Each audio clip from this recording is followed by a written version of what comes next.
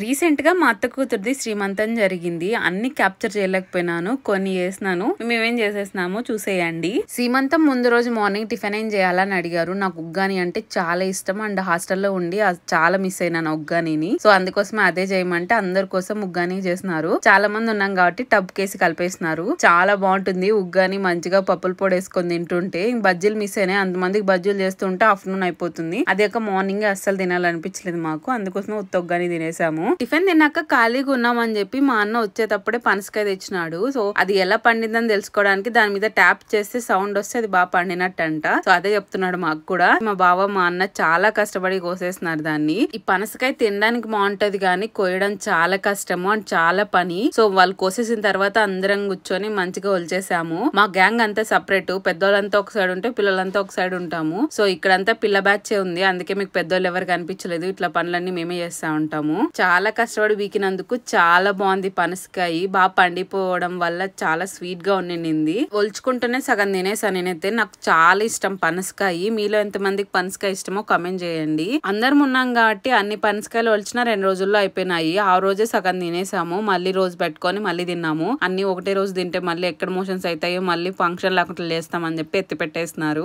ఇంకా ఆఫ్టర్నూన్ నుంచి అందరూ ఫుల్ బిజీ అయిపోయినారు. ఎందుకంటే నెక్స్ట్ డేనే సీమంతం కాబట్టి కావాల్సిన సరుకులు సేమియానా దానికి కావాల్సినవన్నీ సెట్ చేసుకోవాలి కదా నెక్స్ట్ డే కి. సో అందుకోసం అని చెప్పి మొత్తం అందరూ ఎవరి పనిలో వాళ్ళు చాలా బిజీగా అయిపోయినారు. సీమంతానికి వచ్చిన వాళ్ళందరికీ మనం రిటర్న్ గిఫ్ట్ ఇస్తాం కదా, అవే చేస్తున్నారు మా వాళ్ళు కూర్చొని. మా అన్నయ్య మా బావ మా అత్తలంతా చేస్తున్నారు. నేను మాత్రం మంచిగా చేతికి గోరెంటాకు పెట్టుకుని ఊరికే కూర్చున్నా. ఊరికే ఎందుకు ఉండడం అని చెప్పి మాటలు చెప్పుకుంటా వీడియోలు తీస్తున్నా. వాళ్ళ కష్టాన్ని మనం గుర్తించాలి కదా. అందుకనే మా అన్నయ్య బ్లౌజ్ ఫ్రూట్ పెట్టిస్తే మా అత్తయ్య దాంట్లో ఒక చీటి పసుపు కుంకుమ వేస్తుంది. ఇంకొక అత్తయ్య ఒక చెక్లి ఒక కర్జికాయ వేసేసి ప్యాక్ చేసేస్తున్నారు. సో టుమారో చాలా ఈజీగా రిటర్న్ గిఫ్ట్ ఇచ్చేయచ్చు కదా. అందుకనే ఒక పక్క మేము ప్యాక్ చేస్తుంటే ఇంకో సైడ్ ఫంక్షన్ కోసం అని చెప్పి ఓలిగలు చేస్తున్నారు. చాలా ఓలిగలే ఉంటాయి. ఒక 300 పైనే ఉంటాయి. ఫంక్షన్ కి వచ్చే వాళ్ళందరి కోసం కదా. వీళ్ళైతే ఎంత స్పీడ్ గా ఓలిగలు చేస్తున్నారో. వాళ్ళు చేస్తున్నప్పటి నుంచి మనం టేస్ట్ కూడా చూడలేదు. మళ్ళీ చాలా చేసేసిన తర్వాత టేస్ట్ బాగాలేకపోతే బాగుండదు కదా. సో అందుకోసం అని చెప్పి టేస్ట్ కోసం ఒక 2 తీసుకెళ్ళినాను. మా వాళ్ళు చాలా కష్టపడి పని చేస్తున్నారని వాళ్ళ కోసం అనే ఓలిగలు తీసుకెళ్ళినాను.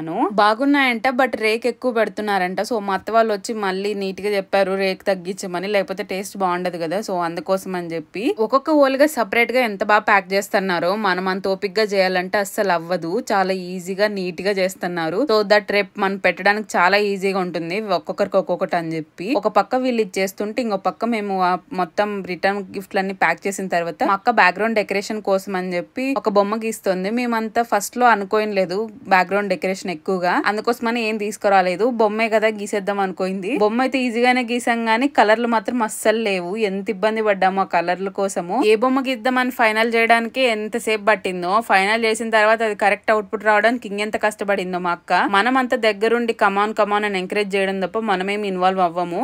ఎందుకంటే మనకి ఇట్లాంటి టాలెంట్లు అస్సలు లేవు. సో అంత కష్టపడి మా అక్క గీస్తే మాకు ఫైనల్ గా తెలిసింది ఏంటంటే ఇంట్లో కలర్స్ ఏం లేవని. ఫస్ట్ లో ఉన్నాయి అనుకున్నాం గానీ అవన్నీ గట్టుగట్టేసినాయంట. సో ఇంక చేసేదేం లేక అంత కష్టపడి గీసింది కదా అని చెప్పి మన దగ్గర చెంకి ఉంటుంది కదా, ఆ చెంకిని వేసి ఫిల్ చేశారు. బట్ అవుట్ లైన్ మాత్రం సరిగ్గా రావట్లేదు అని చెప్పి ఏదో కొంచెం గోల్డ్ కలర్ ఉంటే దాంతో ఫినిషింగ్ ఇవ్వడానికి ట్రై చేస్తున్నారు. ఇంకా టోటల్ గా హార్ట్ సింబల్ మరీ బాగాలేదని చెప్పి మామూలుగా పువ్వులు రెక్కలు ఉంటాయి కదా దానిలో వేస్తున్నాము. మరి ఇంకా కలర్స్ ఉన్నాయంటే బాగా సెట్ అయ్యేది. కలర్ లేకపోవడం వల్ల ఇంత ఇబ్బంది అయింది. బట్ నాకు మాత్రం చాలా బాగా అనిపించింది. ఫుల్ ఫన్ ఉండింది. మేము చాలా కష్టపడ్డాం కదా.